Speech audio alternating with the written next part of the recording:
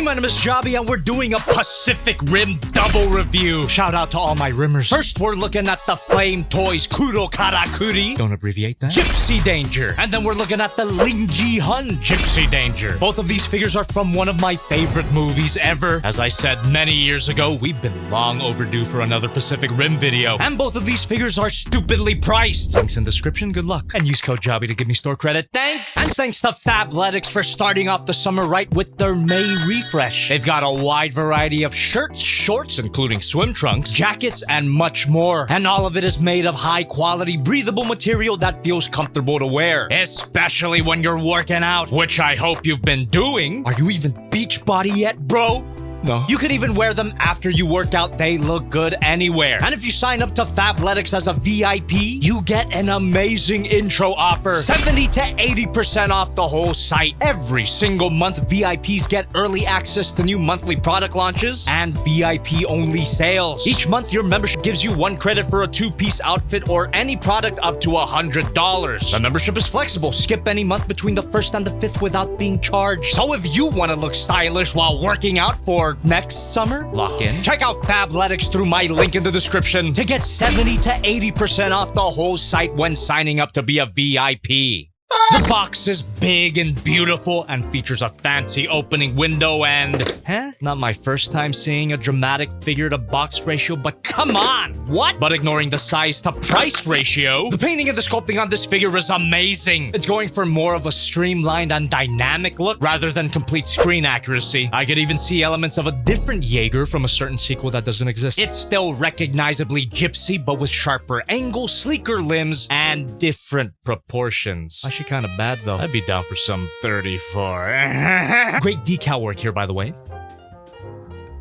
God, I'm so alone. But the figure isn't thanks to all these accessories, which are the cannibalized parts of her fellow Jaegers. It's very super combining robot. Epic! But before we get into all that, check out the Gypsy-specific chain sword. You also get a second sword for dual wielding, of course, that's sick! And you get a plasma cannon. A single plasma cannon should have been a pair. But it does look great, love that metallic blue in the barrel. And now for the first part from another Jaeger, the mortar cannon from Coyote Tango. This tiny back piece has nowhere to go. Don't lose it. And the connection for the cannon is solid. Damn, what a beauty. And it even features some poseability. Ball joint here. Every ball joint can be a swivel. And a hinge joint.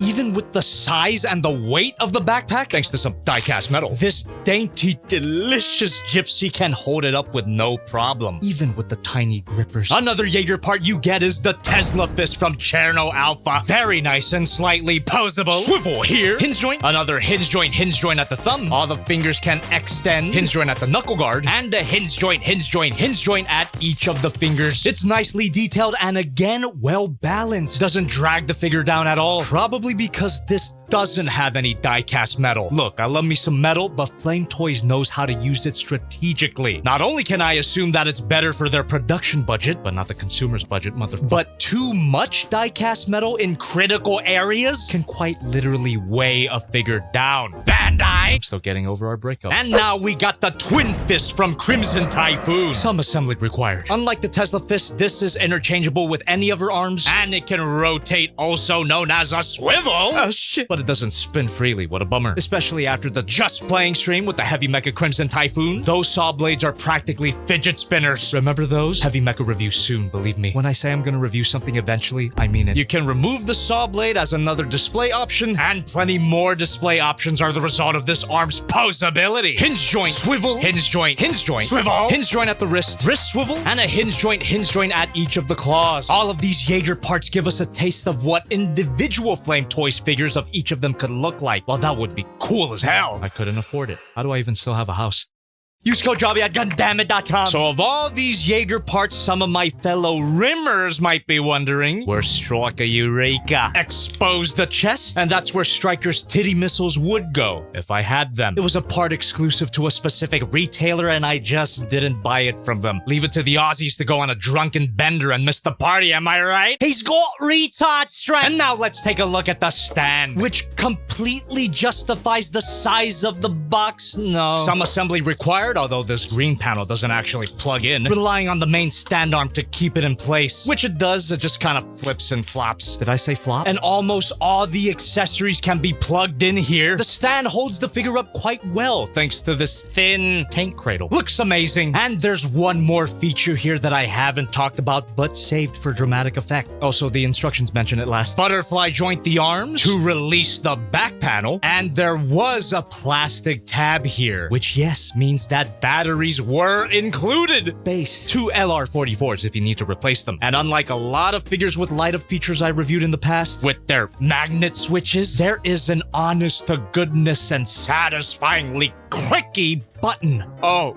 yes! This makes the price tag somewhat easier to swallow. That's what she said. The light-up feature really brings this design to life. Even if the green visor is a bit icky, should have been movie-accurate yellow. It also, as far as I can tell, stays on for as long as you want it to. Thank you, Flame Toys, for respecting my goddamn freedom. If I wanted to save the batteries, I'd turn the damn thing off. Stop with this fading out.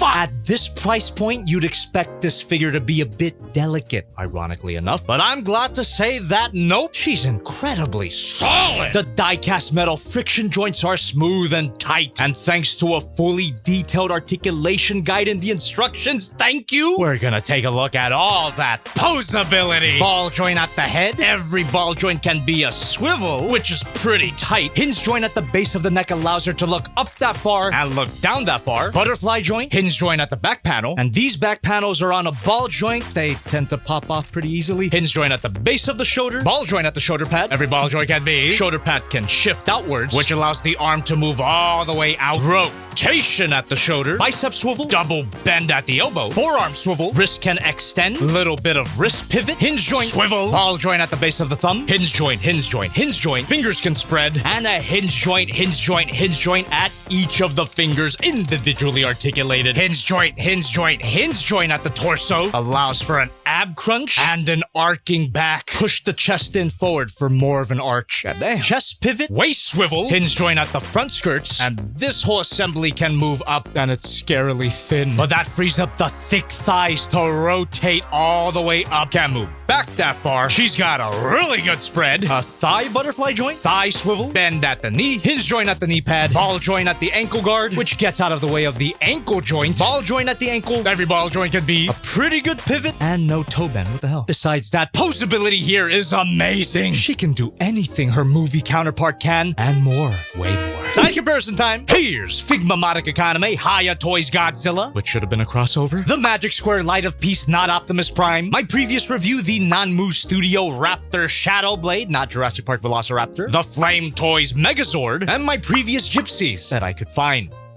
This is a beautiful display piece regardless if you're a rimmer. I should stop calling us that. It's obviously far from movie accurate. I just think it's cool to see a Pacific Rim figure fully embrace its super robot anime roots. Definitely my favorite Gipsy Danger so far.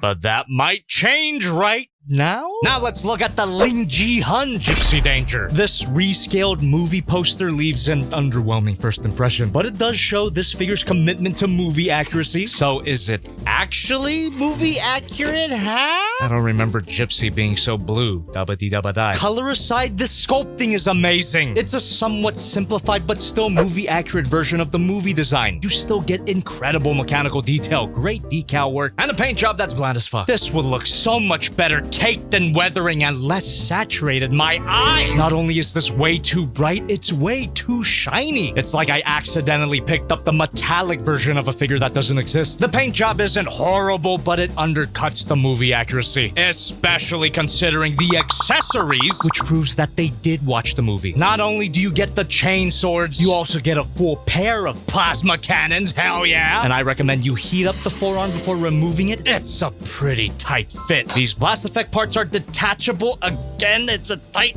fit. God Damn. You also get a pair of fireball effect parts that don't look like much until you realize. Elbow rocket! Simple but amazing accessory. And all the things I mentioned are clearly labeled left or right. Another amazing accessory. I keep wanting to call it a cruise ship. Even after all this time, my mind is still on the cruise. To hold it, you get this specific hand with the stigmata, and the ship just plugs into there. Plus the fingers perfectly line up with the dents. Replace the hands! Very tight fit again. Now she's got no problem holding this up, even with how hefty it is. And this heft is because this ship is actually magnetic. For what reason? Unplug the back panel, unscrew the battery cover with this included screwdriver. Even unscrewed, it's a bit tough to get off. Install the included LR621 batteries, take the ship and put it in her back. Yeah. And going back to the swappable hands, you get a pair of fists, open hands, grabby hands, and grabby hands? These hands look way too similar, but one of the pairs has to be for these crushed up shipping containers. Another back review maybe? But unlike the ship, there's no tab on these to plug into the hand, so you gotta go through the annoying process of lining up the sculpted detail with the fingers. Not impossible thanks to the finger's flexibility, but not the best grip. All these accessories allow you to recreate your favorite scenes, along with other dynamic action poses. Swivel at the head. Can look up that far and down not at all. A ratchet joint at the shoulder. Some funky pec movement going on there. Shoulder pad moves up and extends. Pivot at the top. Arm moves out. Bicep swivel. Bend at the elbow. Wrist swivel. Hinge joint. Swivel here. Ball joint at the waist. Every ball joint can be. A slight ab crunch. And a nice arching back. Goddamn. Ball joint at the hips. Of all the places not to have a ratchet joint, why is it here? Hip rotation. Can't move back that far. She's got a decent spread. Thigh swivel. Bend at the knee. Slight up and down movement at the ankle. Ankle swivel. A toe bend. And a pathetic ankle pivot, huh? Poseability's not bad at all. The limited range in some areas may very well be movie accurate, so I could let it slide. But even so, those pivots can fuck off. Size comparison time. Here's Modica, Godzilla, Prime, and my previous gypsies, including the flame toys. Not too much of a size difference, but man, what a price difference. Despite the movie accuracy and the ratchet joints, I still prefer the flame toys version. Both of them are not quite worth the price, but I still had a great time. Call me Pacific Him, because I'll definitely be talking about this movie a lot more in the future. There's even more gypsies you need to see. But you would have already seen them if you were subscribed to Jobby too. I mean, we can't just talk about Transformers all the time, right? Huge shout out to my buddy Shockz and Draw, by the way. He provided some ideas for the amazing digital circus. Yep. He's the one that threw Ragatha in the deep fryer. And now he's helping me write these videos. So if you find them funnier or more shit, thank him. And follow him on Blue Sky. Two guys operating one review. You could say that we're drift compatible. I definitely have brain cancer.